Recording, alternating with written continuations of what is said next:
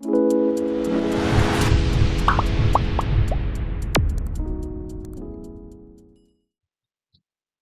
বিষয় 2024 সালের অষ্টম শ্রেণীর দ্বিতীয় পর্যায়ক্রমিক মূল্যায়নের ভূগোলের দ্বিতীয় সেটের প্রশ্ন এবং তার উত্তর।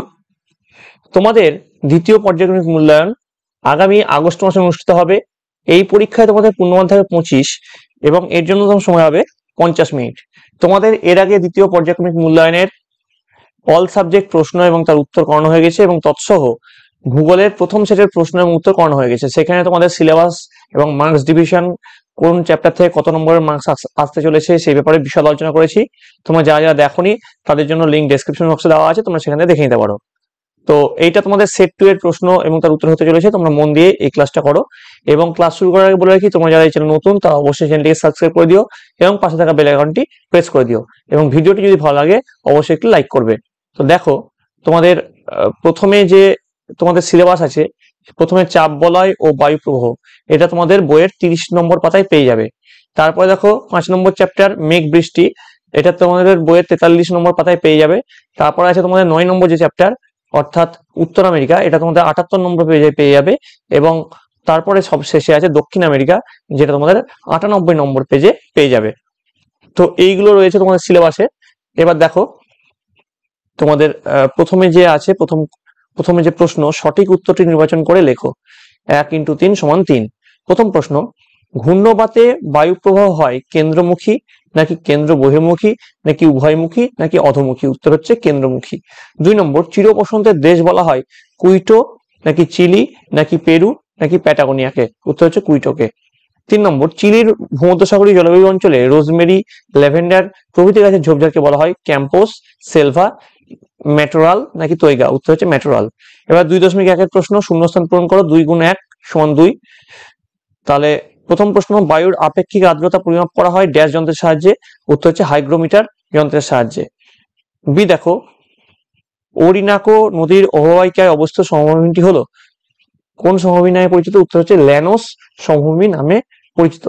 ঠিক আছে, এবার চলে আসছি পরের যে দেখো স্তম্ভ মিলাও একটা আছে, ক স্তম্ভের সঙ্গে খ স্তম্ভের মিল করো।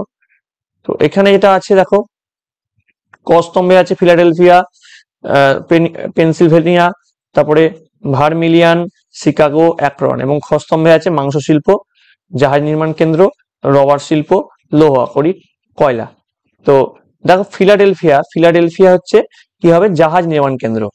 পেনসিলভেনিয়া কোনটা হবে? পেনসিলভেনিয়া হবে বি দেখো আছে কয়লা। তবে ভার্মিলিয়ানের সঙ্গে সম্পর্ক হচ্ছে লৌহ আকরিকের।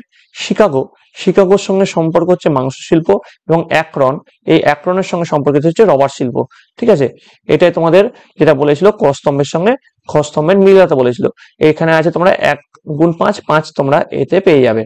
তারপর দেখো পরের প্রশ্ন যেটা বলছে, নিচের প্রশ্নগুলির অনধিক 30টি শব্দে উত্তর দাও।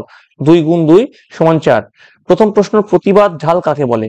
উত্তর লিখবে, উত্তর পর্বতের যে ঢালে উষ্ণ ও আর্দ্রবায়ু বাধা পেয়ে ঢাল বরাবর উপরের দিকে ওঠে এবং শীতল ও ঘনীভূত হয়ে বৃষ্টিপাত ঘটায় তাকে প্রতিপাত ঢাল বলে।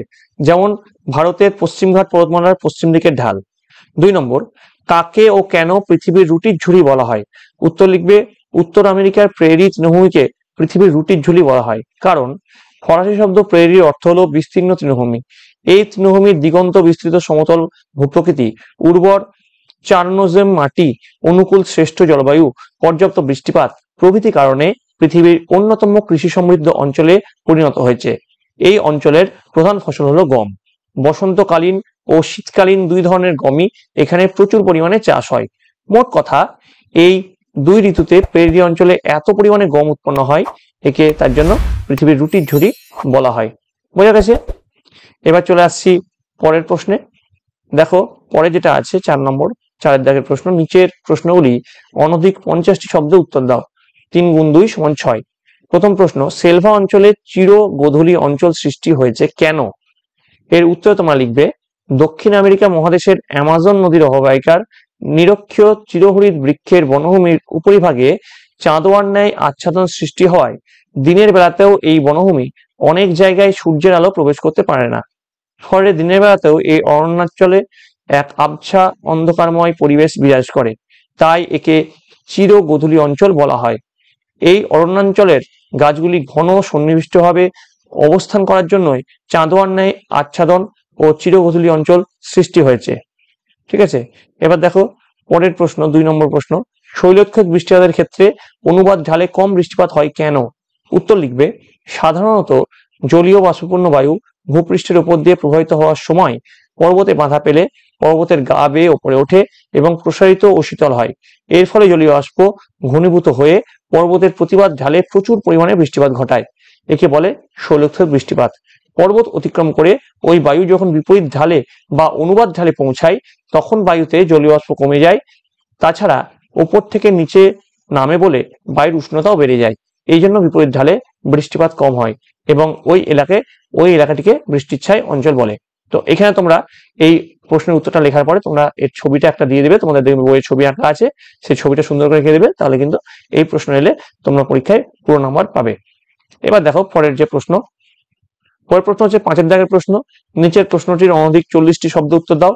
5 × 1 = 5। সুমেরু ও কুমেরু দেশীয় উচ্চচাপ বলয় কিভাবে সৃষ্টি হয়েছে? আর সমচাপ রেখা বলতে কি বোঝো? এই দুটো পার্টে প্রশ্ন আছে, 3 + 2 = 5 আছে এখানে। ঠিক আছে, তো উত্তর লিখবে, প্রথম পয়েন্ট দিবে অবস্থান, দিয়ে লিখবে উভয় গোলার্ধে 66.5° অক্ষরেখা থেকে মেরু 90° পর্যন্ত অঞ্চলে এই দুইটি উচ্চচাপ বলয় অবস্থান করে। এবার পয়েন্ট দিয়ে উচ্চচাপ বলয় সৃষ্টির কারণ, দিয়ে লিখবে প্রথম পয়েন্ট সূর্যরশ্মির পতন কোণ। এখানে সূর্যরশ্মি অত্যন্ত তীর্যকভাবে কিরণ দেওয়ায় উষ্ণতা খুব কম থাকে, এমনকি গ্রীষ্মকালেও উষ্ণতা হিমাঙ্কের অর্থাৎ 0°C নিচে থাকে। ফলে এই অঞ্চলে শীতল, ভারী, অধিক ঘনত্বযুক্ত বায়ু উচ্চচাপের সৃষ্টি করে। পরের পয়েন্ট দিবে জলীয় বাষ্পের স্বল্পতা, দিয়ে লিখবে সৌরতাপের অভাবে বায়ুতে জলীয় বাষ্পের পরিমাণ কম থাকায় শুষ্ক বায়ু ভারী হয়। তারপরে পয়েন্ট দিবে পৃথিবীর আবর্তন বেগ। এই অঞ্চলে পৃথিবীর আবর্তন গতির বেগ কম থাকায় বায়ু বিক্ষুব্ধ হয় না, ফলে বায়ুর ঘনত্ব বৃদ্ধি পায়। তারপরে পয়েন্ট দিবে বায়ুর নিমজ্জন, দিয়ে লিখবে আবর্তন গতির জন্য মেরুবৃত্ত প্রদেশীয় অঞ্চলের ঊর্ধ্বগামী বিক্ষিপ্ত বায়ু এই অঞ্চলে শীতল ও ভারী হয়ে নিচে নেমে এসে বায়ুর ঘনত্ব ও চাপ বৃদ্ধি করে। ঠিক আছে, এবার দেখো পরের যে প্রশ্নটা আছে, অর্থাৎ সেকেন্ড পার্টের যে প্রশ্ন, সমচাপ রেখা বলতে কি বোঝো?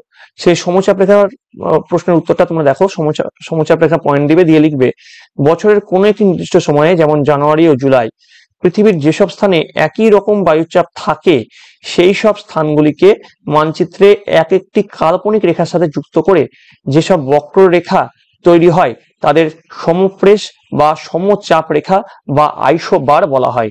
ঠিক আছে, তো এই ছিল তোমাদের অষ্টম শ্রেণীর দ্বিতীয় পর্যায়ক্রমিক মূল্যায়নের ভূগোলের দ্বিতীয় সেটের প্রশ্ন এবং তার উত্তর। তোমাদের যদি এই ভিডিওটি ভালো লেগে থাকে অবশ্যই একটি লাইক করবে এবং বন্ধুদের কাছে অনেক অনেক শেয়ার করবে।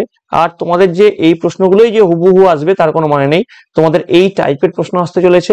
এর আগে এক সেট করিয়েছিলাম, এখনো এক সেট করলাম। তোমার যদি আরো এক সেট প্রশ্নপত্র দরকার হয় তোমরা কমেন্টে জানাবে, তোমার জন্য আমি আরো এক সেট প্রশ্নপত্র নিয়ে আসবো। এই সেটের প্রশ্নপত্রগুলো প্র্যাকটিস করবে এবং বইটা খুঁটিয়ে পড়বে, তাহলে দেখবে তোমাদের পরীক্ষায় 100% সাফল্য নিশ্চিত।